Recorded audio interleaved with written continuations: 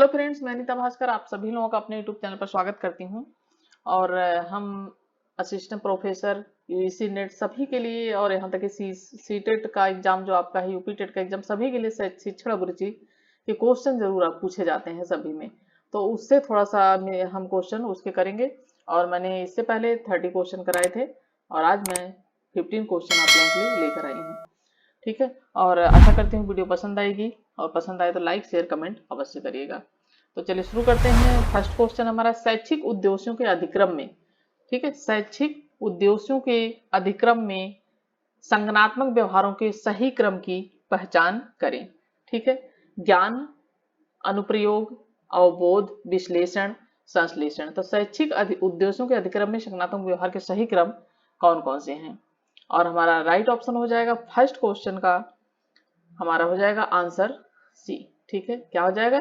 पहला ज्ञान सही, फिर उसके बाद है अवबोध, ठीक है सही क्रम, फिर उसके बाद है अनुप्रयोग, फिर है विश्लेषण। ठीक है, इस तरीके से हमारा सही क्रम हो जाएगा right option C. Next question है दूसरा, निम्नलिखित में से किस स्तर के शिक्षण में तथ्य और सूचना पर विशेष बल दिया जाता है? स्मृति स्तर पर, स्वायत्त विकास स्तर पर, या अवबोध स्तर पर, या विमर्शीय स्तर पर? और सेकेंड क्वेश्चन का हमारा राइट ऑप्शन हो जाएगा ऑप्शन ए स्मृति स्तर पर। ठीक है, स्मृति स्तर पर जो है शिक्षण में तथ्य और सूचना पर विशेष बल दिया जाता है और शिक्षण का निम्नतम स्तर स्मृति स्तर को माना जाता है। और इस स्तर में तथ्यों या सूचनाओं के एकत्रीकरण करने रटने पर बल अधिक दिया जाता है स्मृति स्तर को। ठीक है, रटने पर अधिक बल दिया जाता है और इसमें शिक्षक सक्रिय और विद्यार्थी क्या होते हैं, इसमें निष्क्रिय की भूमिका निभाते हैं। ठीक है, नेक्स्ट क्वेश्चन है थर्ड क्वेश्चन, निम्नलिखित में से शिक्षण को प्रभावित करने वाले कौन से संभावित कारक अनुदेशनात्मक सुविधाओं और अधिगम वातावरण से संबंधित हैं? ठीक है, शिक्षण, शिक्षकों द्वारा प्रशंसा और प्रोत्साहन। दूसरा ऑप्शन है उपयोग हेतु पाठ्य पुस्तकों पाठ्य सामग्रियों की अनुलभता। थर्ड है अंतः क्रियात्मक प्रक्रियाओं में पहल परक प्रतिमान। और फोर्थ है उच्च योग शिक्षकों की कमी। और बी है लास्ट ऑप्शन है फिफ्थ ऑप्शन स्मार्ट क्लासेस की उपलब्धता। ठीक है, और इसमें से सही विकल्प जो हमारा होगा, हम विकल्प देखते हैं तो हमारे विकल्प कौन से सही होंगे, और इसमें हमारा सही विकल्प होगा ऑप्शन बी। ठीक है, सेकंड, थर्ड और फोर्थ।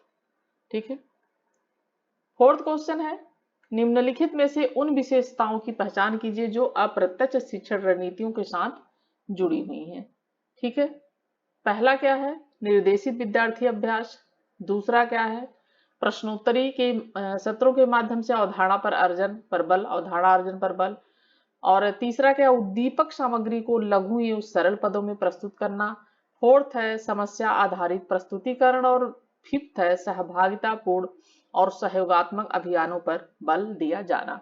और फोर्थ का हमारा राइट ऑप्शन हो जाएगा ऑप्शन बी। ठीक है, 1, 2 और 3 यानी निर्देशित विद्यार्थी अभ्यास, दूसरा हमारा है अर्जन पर बल, और तीसरा है उद्दीपक सामग्री को लघु और सरल पदों में प्रस्तुत करना। जो अप्रत्यक्ष शिक्षण होता है उसकी रणनीतियां क्या होती, छात्र केंद्रित होती हैं और वह सीधे शिक्षक द्वारा प्रतिपादित नहीं होती। और इसमें समस्या समाधान, केस हिस्ट्री, अवधारणा चित्र इत्यादि इसमें सम्मिलित होते हैं। ठीक है, नेक्स्ट क्वेश्चन है फिफ्थ क्वेश्चन है शिक्षण के किस स्तर में संरचना, निर्देशन और विद्यार्थियों के व्यवहार का निकट से पर्यवेक्षण करने की गतिविधियों की प्रबलता होती है? पहला है स्वायत्त विकास स्तर, दूसरा है विमर्शीय स्तर, तीसरा है अवबोध स्तर और चौथा है स्मृति स्तर। और इसमें हमारा राइट ऑप्शन हो जाएगा ऑप्शन डी स्मृति स्तर, क्योंकि शिक्षण के जो स्मृति स्तर है उसमें संरचना, निर्देशन, विद्यार्थियों के व्यवहार का निकट से यानी नजदीक से पर्यवेक्षण करने की गतिविधियों की प्रबलता होती है। तो राइट ऑप्शन डी स्मृति स्तर। सिक्स क्वेश्चन है किस शिक्षण स्तर में निम्नतम स्तर के अधिगम परिणामों पर ध्यान केंद्रित किया जाता है? स्मृति स्तर पर, अवबोध स्तर पर, विमर्शीय स्तर पर, स्वायत्त विकास स्तर पर। और हमारा राइट ऑप्शन हो जाएगा ऑप्शन बी अवबोध स्तर पर। ठीक है, क्या ऑप्शन हो जाएगा अवबोध स्तर पर। जो अवबोध स्तर होता है स्मृति और दृष्टिकोण को बताता है और विद्यार्थियों में तथ्यों और सिद्धांतों तथा सामान्य स्थितियों को समझने के लिए योग्य बनाता है। नेक्स्ट है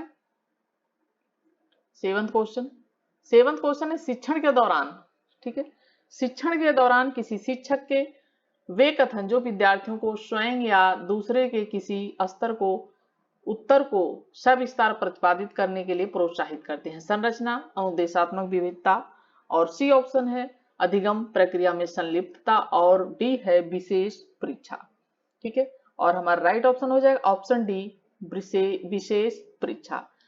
शिक्षण के दौरान किसी शिक्षक के वे कथन जो विद्यार्थियों को स्वयं या दूसरे के उत्तर को सविस्तार प्रतिपादित करने के लिए प्रोत्साहित करते हैं, उसमें क्या है, सहयोगी व्यवहार के अंतर्गत आता है, जो सहयोगात्मक व्यवहार अपनाते हैं और जिसे क्या कहा, विशेष परीक्षा द्वारा वर्णित किया जाता है। 8 क्वेश्चन है शिक्षा के टीएल मॉडल का अर्थ है। ठीक है, टीएल मॉडल का अर्थ क्या है? ए है शिक्षण और अधिगम निराश्रित कार्य हैं, बी है शिक्षण और अधिगम अभिन्न रूप से संबंधित हैं, सी है शिक्षण का लक्ष्य अधिगम है, और डी है शिक्षण अधिगम का कारण है। और 8 क्वेश्चन का जो हमारा राइट ऑप्शन हो जाएगा वो हो जाएगा ऑप्शन बी। ठीक है, शिक्षण और अधिगम अभिन्न रूप से संबंधित है। टीएल मॉडल का क्या अर्थ है? शिक्षण और अधिगम अभिन्न रूप से संबंधित हैं। ठीक है, शिक्षण का जो टीएल मॉडल है उसमें क्या होता है, प्राय शिक्षण और अधिगम अभिन्न रूप से संबंधित होते हैं, और शिक्षण और अधिगम वातावरण, शिक्षक और विद्यार्थी, यानी वातावरण जो होता है, पर्यावरण होता है, इन्वायरमेंट होता है, शिक्षक और जो है विद्यार्थी होते हैं उनके व्यवहार को क्या करता है, वर्णित करता है। ठीक है, और जो विद्यार्थियों को सुगम अधिगम यानी अधिगम प्रदान करने में सहायक भूमिका निभाते हैं, टीएल मॉडल। नेक्स्ट है 9th क्वेश्चन, स्मृति स्तर के शिक्षण में निम्नलिखित में से किस पर बल दिया जाता है? ए है सोच एवं विचार को व्यवस्थित करना, बी है तथ्यों के मध्य संबंध देखने पर, सी है द्रुत प्रत्यास्मरण में सहायता हेतु संबंधित व्यवस्थित प्रस्तुतियों पर, और डी है समीक्षात्मक चिंतन पर और तथ्यों को सही क्रम में लगाने की निपुणता, और एफ है एक विशेषता की दूसरी विशेषता में पृथक्करण। और ये क्वेश्चन यूजीसी नेट में आया हुआ है, और ये 2019 में, ठीक है, कब आया था, 2019 में। इस तरीके से देखिए क्वेश्चन इतने बड़े बड़े यूजीसी नेट में पूछे जाते हैं। ठीक है, और 19 में आया हुआ ये। और 9th क्वेश्चन का जो हमारा राइट ऑप्शन हो जाएगा वो ऑप्शन हो जाएगा हमारा बी। ठीक है, शिक्षण के क्या होते हैं, मुख्यतः 3 स्तर होते हैं। ठीक है, स्मृति स्तर के शिक्षण, बोध स्तर के शिक्षण और चिंतन। ठीक है, यानी स्मृति, बोध और चिंतन, तो ये 3 स्तर होते हैं। ठीक है, तो इसमें ए, सी और ई, ये हमारा राइट ऑप्शन हो जाएगा, ए, सी और ई, यानी सोच विचार को व्यवस्थित करना, सी है द्रुत प्रत्यास्मरण में सहायता होती सुबह से प्रस्तुतियों पर, और ई है एक विशेषता की दूसरी विशेषता में पृथक्करण। राइट ऑप्शन है इसका डी। ठीक है, 10th क्वेश्चन है किस शिक्षण स्तर में निम्नतम स्तर के अधिगम परिणामों पर ध्यान केंद्रित किया जाता है? स्मृति स्तर पर, अवबोध स्तर पर, विमर्श चिंतन या स्वायत्त विकास स्तर। और 10th क्वेश्चन का जो हमारा राइट ऑप्शन हो जाएगा वो हो जाएगा ऑप्शन ए, स्मृति स्तर। ठीक है, स्मृति स्तर। कक्षा शिक्षण का जो स्तर होता है वो क्या, ये निम्नतर स्तर माना जाता है। क्या मानते हैं इसे, निम्नतम स्तर मानते हैं स्मृति स्तर को, क्योंकि इसमें समझने पे नहीं रटने पर अधिक बल दिया जाता है विद्यार्थियों को। ठीक है, नेक्स्ट है 11th क्वेश्चन, विमर्शी चिंतन स्तर पर शिक्षण के आयोजन होती अपेक्षित बुनियादी आवश्यकताएं संबंधित हैं। ये क्या है, शिक्षक द्वारा तथ्यों तथा सूचना की व्यवस्थित तथा अनुक्रमित प्रस्तुति से, और बी है समस्याओं तथा उनके समाधान की प्रक्रिया में छात्रों को अन्वेषण और तथ्य संबंधी व्याख्या में सहायता प्रदान करने से, और सी है छात्रों द्वारा तथ्यों को स्पष्ट किए जाने तथा उसकी व्याख्या किए जाने से, और डी है शिक्षक द्वारा ठोस तथ्यों की प्रस्तुति या उसकी कार्योन्मुख अनुक्रम से। और 11th क्वेश्चन का हमारा राइट ऑप्शन हो जाएगा ऑप्शन बी। ठीक है, ऑप्शन क्या हो जाएगा हमारा बी, समस्याओं तथा उनके समाधान की प्रक्रिया में छात्रों का अन्वेषण तथ्य संबंधी सहायता प्रदान करने से। ठीक है, नेक्स्ट है 12th क्वेश्चन, प्रभावशाली शिक्षण व्यवहारों की सूची में से उन्हें चुनिए जिन्हें मुख्य व्यवहार कहा जाता है। ठीक है, जिन्हें मुख्य व्यवहार कहा जाता है, फर्स्ट है सभी विद्यार्थियों को प्रत्यक्ष श्रव्य मौखिक प्रदायगी। सेकंड है विद्यार्थियों को उत्तर विस्तारित करने के लिए प्रोत्साहित करना। थर्ड है अधिगमकर्ताओं के साथ उत्साहपूर्ण और शिक्षा प्रदायी संबंध। और फोर्थ ऑप्शन है प्रस्तुतिकरण के विविध तरीके। और फिफ्थ ऑप्शन है कक्षा को कम से कम अस्त व्यस्त करते हुए दुर्व्यवहार को रोकना। और सिक्स है आगामी को संगठित करना तथा व्यतीत का सार प्रस्तुत करना। और 12th क्वेश्चन का जो हमारा राइट ऑप्शन हो जाएगा वो हो जाएगा हमारा ऑप्शन ई, यानी फर्स्ट। और ये हो जाएगा हमारा ऑप्शन, ये सही हो जाएगा, ये सही हो जाएगा हमारा, और ये हो जाएगा सही।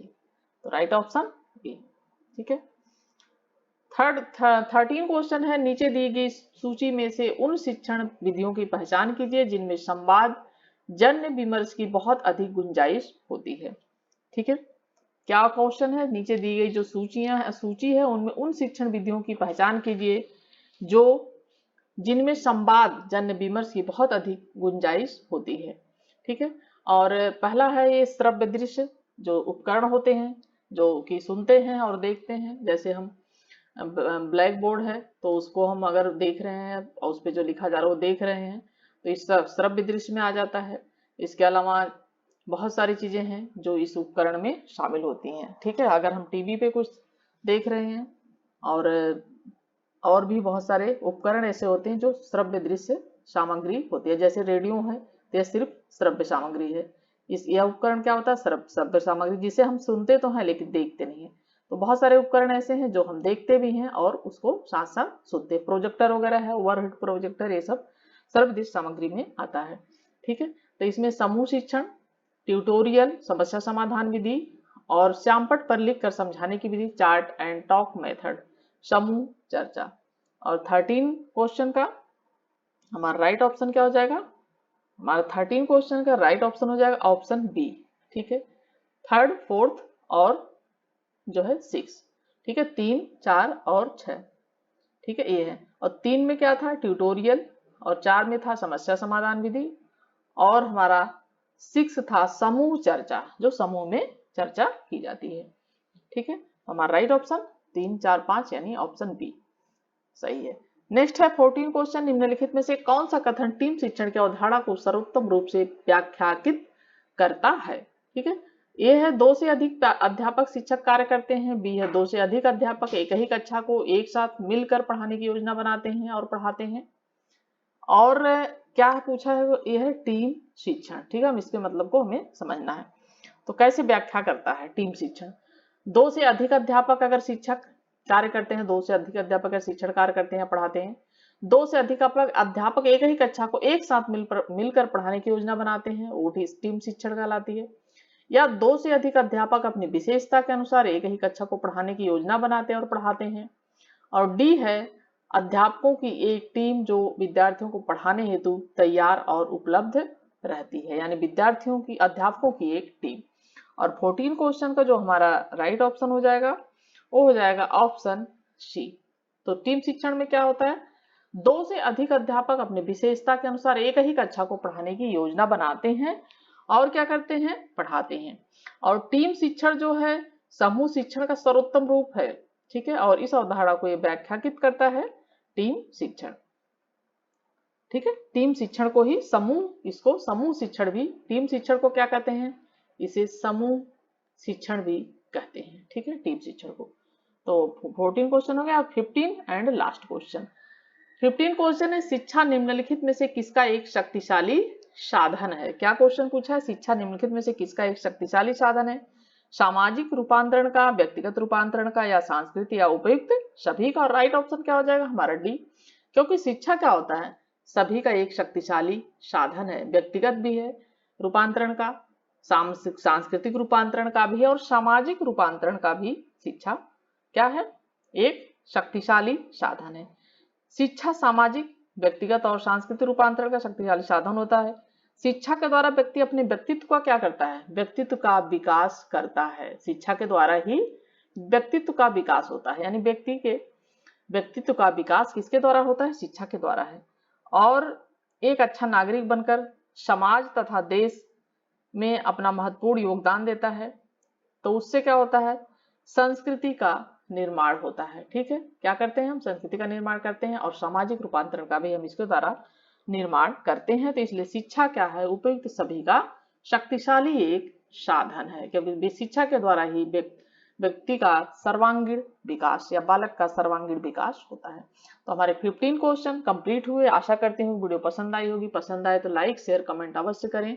जिन लोगों ने पहले की वीडियो नहीं देखी है वो भी जरूर देख लें, बहुत ही उससे फायदा मिलेगा। Thank you for watching video.